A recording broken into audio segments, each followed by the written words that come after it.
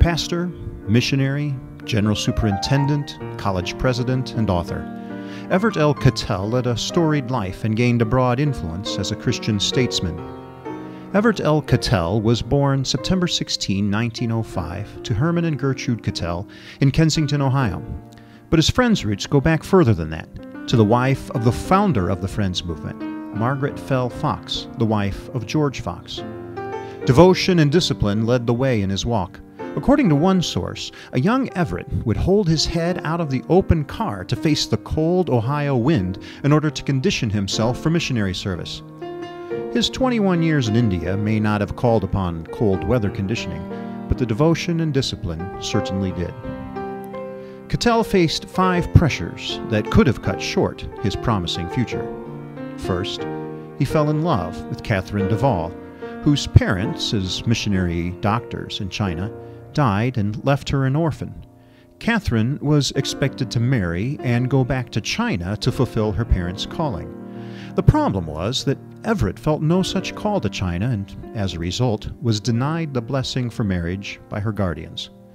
But Catherine finally saw the folly in going to China only to fulfill her dying mother's dream, so they got married anyway. Later, the Cattells felt the call of God to serve in India, where Esther Baird and Delia Fistler had founded a Friends mission in 1892. His second trial was working with Esther Baird.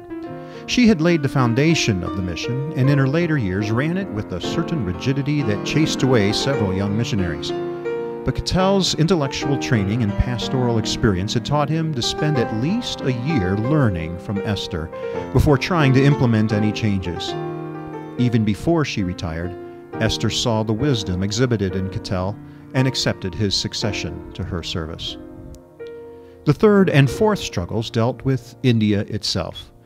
Cattell had to go up against legal barriers and the political strife of Mahatma Gandhi. Both made evangelism extremely difficult. Cattell had to make choices about legitimizing the mission's efforts and how to challenge the system and when to challenge it. His kindly spirit and wise counsel opened doors to new ministry. His fifth challenge was his health. Circulatory problems nearly cost him his life soon after Baird retired.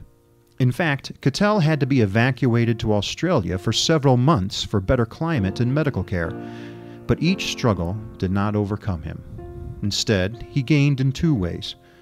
First, he learned to make wise decisions based upon the prayerful leading of the Lord.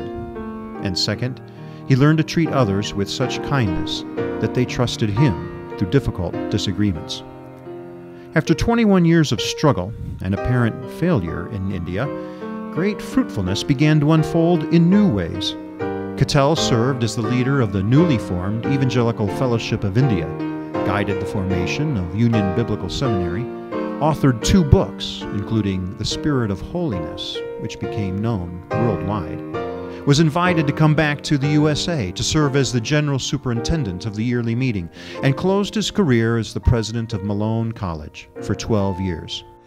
One author talked about Everett as a kind of successful failure because while there were few converts in India, the ones that were brought into the Lord at that time were discipled, they were schooled, they were trained, they were deployed, and the ministry and the fruit of that ministry was seen years into the future.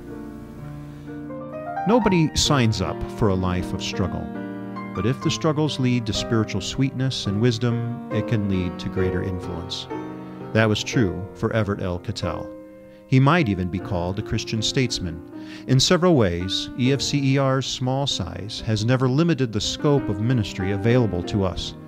In cross-denominational organizations and in worldwide missions, Friends have enjoyed influence beyond our size, thanks to the glory and work of God in our midst.